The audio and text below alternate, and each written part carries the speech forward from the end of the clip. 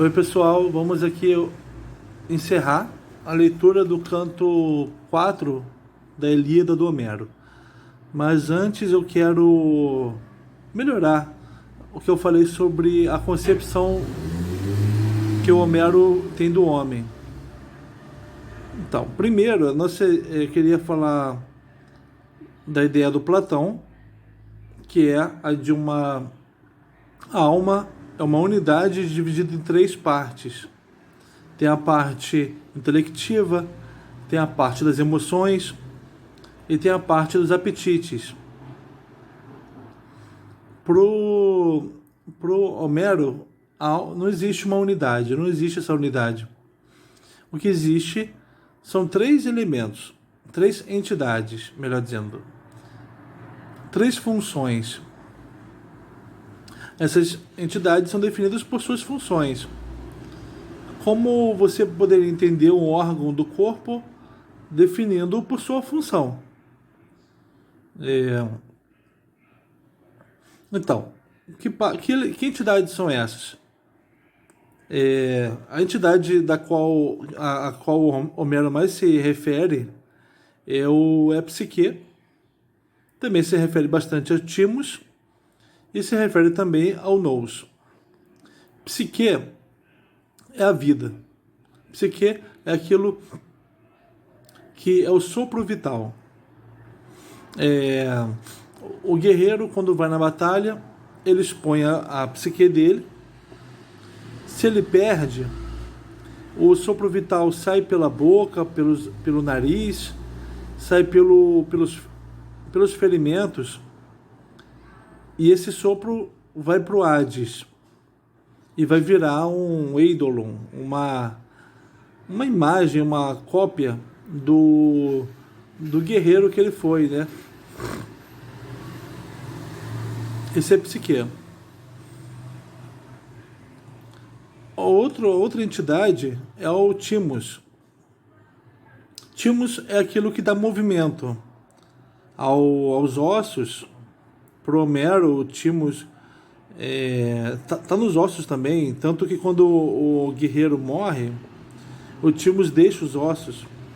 Quer dizer, os ossos param de se mover, mas o timos também, ele dá movimento, ele gera as emoções. Ele produz esse tipo de movimento no homem, as emoções. A cólera é um movimento. A inveja é outro movimento. O amor é um outro movimento. Produzidos pelo timos. E a terceira entidade é o nous. Nous é aquilo que cria as imagens para o homem. É aquilo que cria as representações das coisas para o homem. Esse é o nous. Então eu estou falando isso para a gente se aproximar do que o Homero, como o Homero entendia o homem, para evitarmos entendê-lo de acordo com nosso entendimento dos homens. E até para evitar entendê-lo como Platão entendia os homens, já que o Homero era bem anterior. Inclusive no vocabulário. Então vamos retomar a leitura.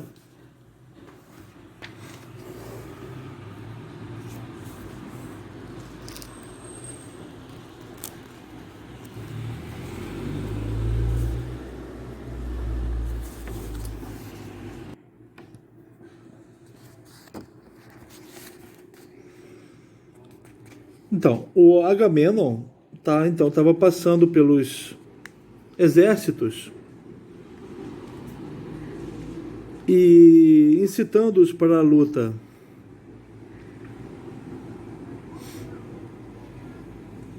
A gente viu que os ajantes, né, os dois Ajax não precisavam, porque o Timos já estava nos ossos deles, né? E o Agamenon fez isso aproveitando que os troianos não cumpriram o juramento, perderam, né, mas não perderam a luta. O Alexandre perdeu a luta com o Menelau, mas os troianos não desistiram da guerra, né, então eles romperam o juramento.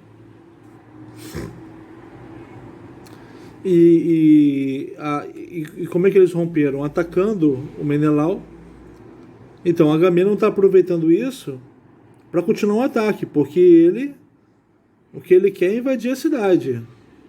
Ele é ambicioso. Vamos lá. Tal como na praia de muitos ecos, as ondas do mar são impelidas em rápida sucessão pelo sopro do Zéfiro, um vento, e surge primeiro a crista no mar alto, mas depois, ao rebentar contra a terra firme, emite um enorme bramido, e em torno dos promontórios incha e se levanta, cuspindo no ar a espuma salgada. Vamos entender então essa imagem. Ondas do mar surgem porque foram sopradas pelo Zéfiro.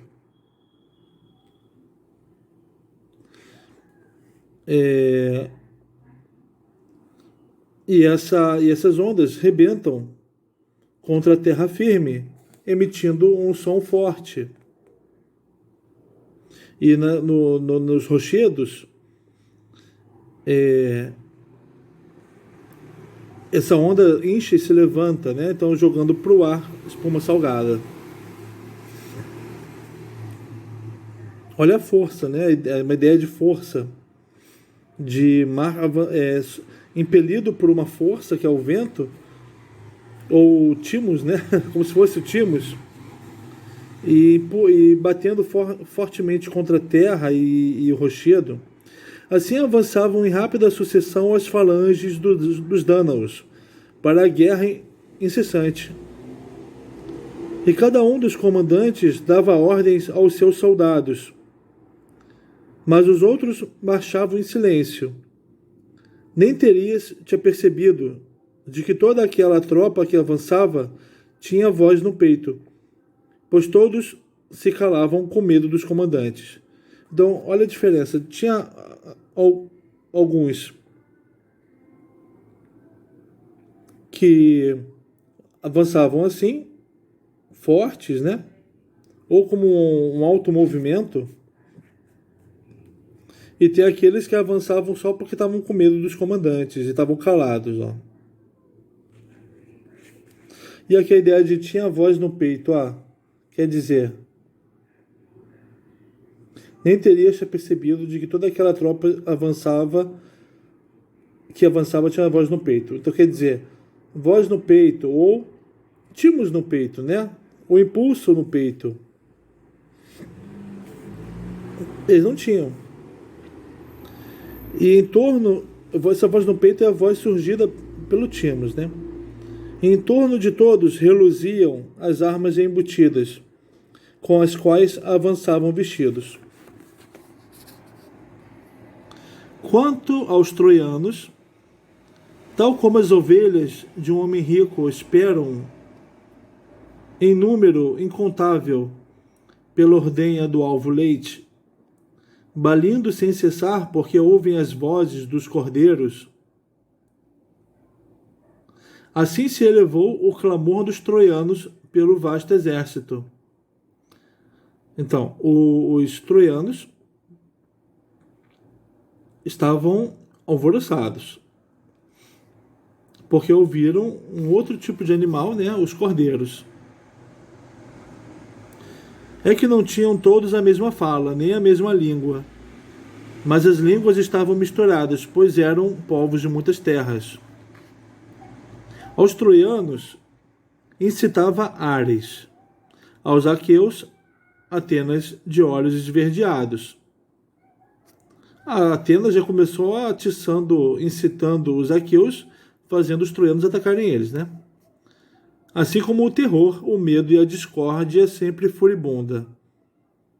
Ó quem atiçava, quem incitava os aqueus: terror, medo e discórdia. Isso não vai acabar bem para eles. Discórdia, irmã e amiga de Ares, matador de homens. A discórdia é irmã e amiga do deus da guerra. Ela que primeiro levanta um pouco a cabeça, mas depois fixa a cabeça no céu enquanto caminha sobre a terra. Foi ela que atirou para o meio deles o conflito que chega a todos. Foi a discórdia que atirou para os homens o conflito, ao percorrer toda a turba, assim aumentando os gemidos dos homens.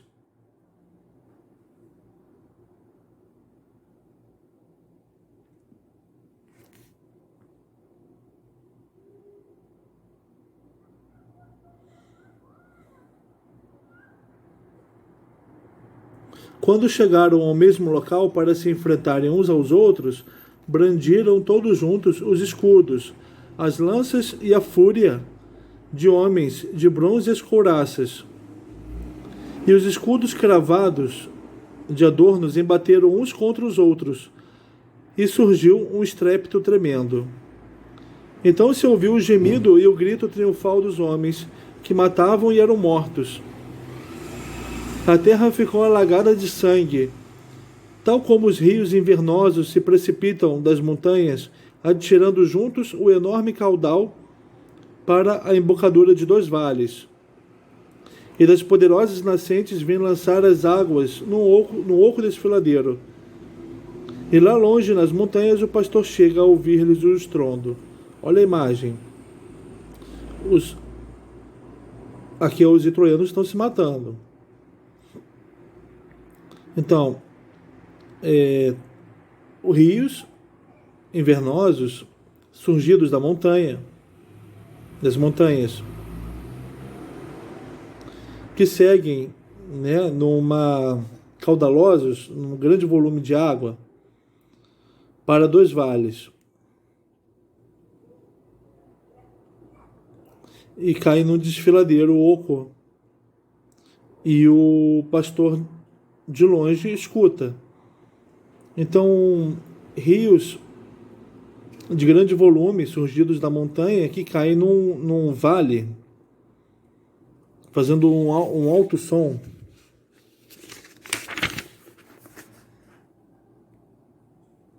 Assim era o eco e o terror dos que embatiam uns contra os outros. Foi Antíloco o primeiro a matar um homem armado dos troianos, um valente que combatia na primeira linha. Equepolo, filho de Talísio. Lembra que o homem, a estratégia da batalha não pode ter valentes, não pode ter alguém que pise à frente da linha. Quem foi que morreu?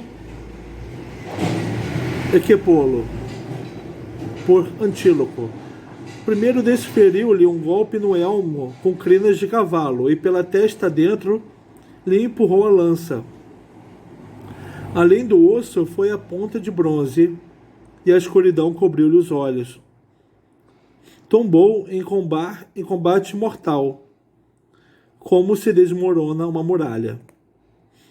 Ao cair, agarrou-lhe pelos pés o poderoso Elefenor, filho de Calcodonte, magnânimo comandante dos Abantes, procurando arrastá-lo para longe dos projéteis, para depressa o despir das armas. Mas foi curta a duração do seu esforço, pois enquanto arrastava o cadáver, o avistou o magnânimo Agenor, e nas costelas que deixara expostas a descoberto do escudo, o feriu com um golpe da bronze lança, deslaçando-lhe os membros. Então, o Equepolo morreu,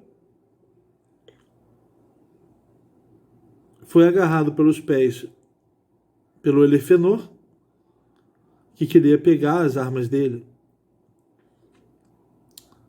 Mas esse Elefenor foi atingido por Agenor. O que aconteceu com o Elefenor? Assim o deixou o sopro vital, ou o Timos, a psique. E sobre o seu corpo começou a luta penosa de troianos e aqueus.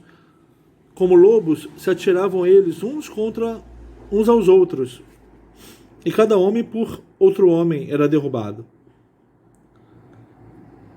Então atingiu Ájax, filho de Telamon, o filho de Antemion, o florescente Simoésio, ainda solteiro.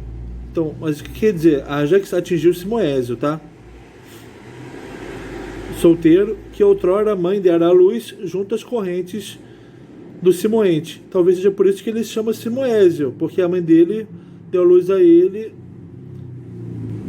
próximo ao rio Simoente, quando descia do Ida. Pois aí se dirigira com os pais para ver os rebanhos. Por essa razão, lhe puseram o nome de Simoésio, ó, tá vendo? Mas aos pais não restituiu o que gastaram ao criá-lo, pois breve foi sua vida. Subjugado como foi pela lança do magnânimo Ájax. O Homero faz muito isso, né? Conta uma história bonita para uma pessoa para depois falar que ela morreu.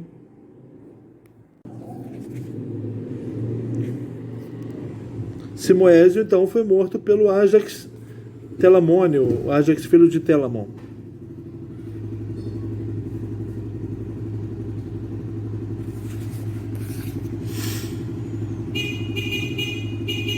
Enquanto avançava entre os primeiros, foi atingido no peito.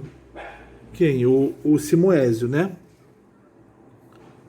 Foi atingido no peito, junto ao mamilo direito. E completamente lhe trespassou o ombro a lança de bronze.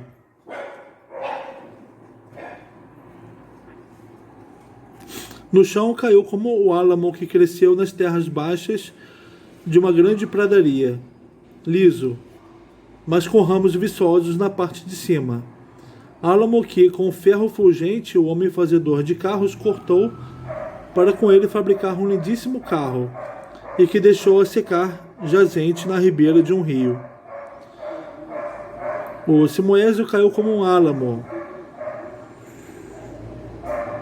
liso, com ramos viçosos, que foi cortado por um homem que fazia carros. E caiu como... Olha como ele era um homem grande, né? Como um álamo, mas foi cortado para um homem fazer o carro. Quer dizer, apesar de grande, ele está ali. Ele foi apenas cortado por um outro homem fazer o que ele queria fazer. Deste modo, Ájax, criado por Zeus, matou Simoésio, filho de Antemion. E no meio da confusão contra ele, atirou Antífo da couraça faiscante, filho de Príamo, a lança pontiaguda. Então, Ájax, que matou Simoésio, foi atacado pelo Antífo, filho de Príamo, olha, o rei de Troia. Mas não lhe acertou o Antífo, atingindo antes na virilha Leuco. Ele atingiu o outro, valente companheiro de Ulisses, que arrastava um cadáver. Tombou em cima dele, largando a mão do cadáver. Então Leuco, companheiro de Ulisses, que arrastava um cadáver, foi atingido pelo Antífo e morreu em cima do cadáver. Tombou em cima dele, largando a mão do cadáver. Pela morte dele, muito se encolerizou Ulisses, que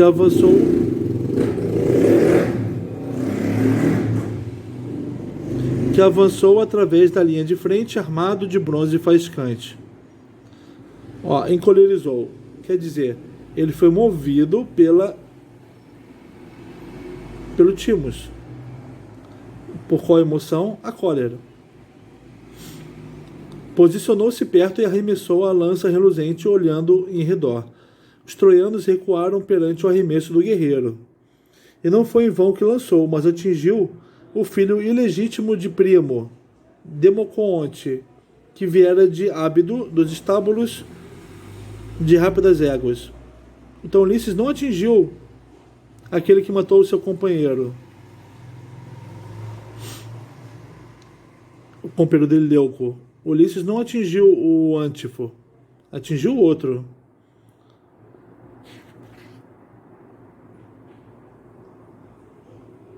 Ele atingiu quem? O Democoonte. Foi ele que Ulisses, irado por causa do companheiro, atingiu na têmpora com a lança cuja ponta de bronze penetrou. Têmpora, né? Ao lado da cabeça. Através da outra têmpora. Então, atravessou a cabeça a lança. A escuridão cobriu-lhe os olhos. Caiu com um estrondo e as armas ressoaram em torno dele. Cederam terreno os combatentes dianteiros e o glorioso Heitor. Quer dizer, os troianos, a primeira linha dos troianos, incluindo o Heitor, comandante, recuaram. Os argivos elevaram um grande grito, recolheram os cadáveres e investiram em frente. Indignou-se Apolo, que observava a partir de Pérgamo, e assim gritou aos troianos. E que Deus Apolo vai gritar para os troianos?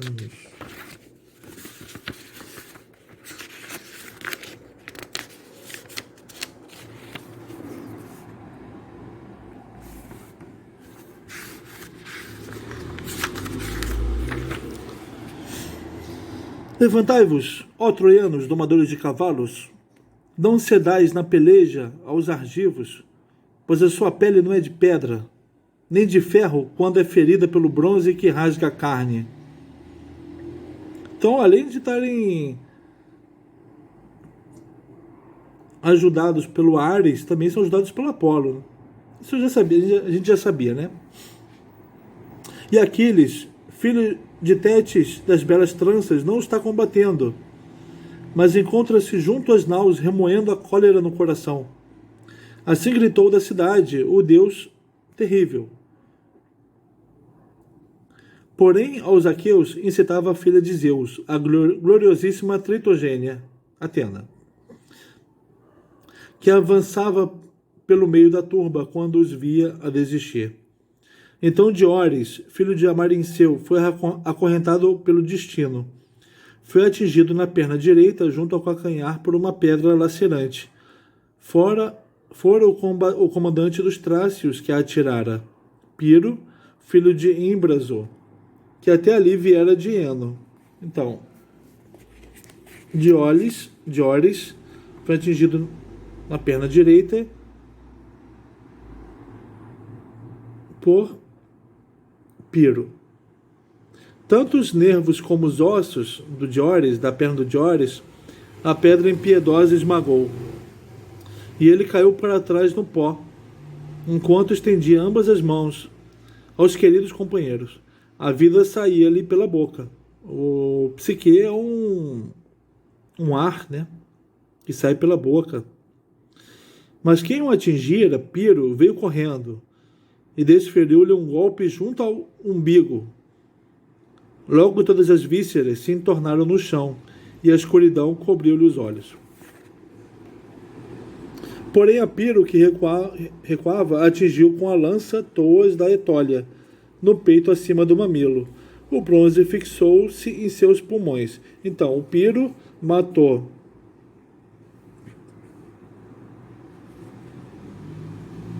Diores, mas foi morto por Toas, no peito acima do mamilo. O bronze fixou-se. Aproximou-se então Toas, que logo lhe arrancou do peito a lança possante, e desembainhando a espada afiada, desferiu-lhe um golpe no estômago, assim tirando-lhe a vida. Mas não o despiu das suas armas, pois em volta dele estavam os companheiros trácios, companheiros de quem ele matou, do Piro. Toas não conseguiu pegar as armas dele. Com o cabelo no alto da cabeça, segurando nas mãos as lanças compridas. Embora fosse alto, potente e soberbo, o Toas, repeliram-no e ele teve de ceder e recuar. Desse modo estavam ambos lado a lado, estatelados no chão. Dos Trácios, um, e dos Epeios vestidos de bronze, outro, os comandantes. E em torno deles jaziam mortos muitos outros. Nesse momento já ninguém entraria de ânimo leve no combate. Ninguém que, sem ter sido atingido ou ferido pelo bronze afiado, circulasse ali no meio e fosse levado pela mão por Palas Atena. Então, ninguém estava tranquilo no combate, porque havia mortes dos dois lados. Ninguém que, sem ter sido atingido ou ferido pelo bronze afiado, circulasse ali no meio e fosse levado pela mão por Palas Atena. Então, os homens que não foram atingidos não estavam tranquilos. Por ela, protegido do arremesso de projéteis, pois naquele dia jazeram muitos troianos e aqueus, uns ao lado dos outros, com o rosto virado para o chão.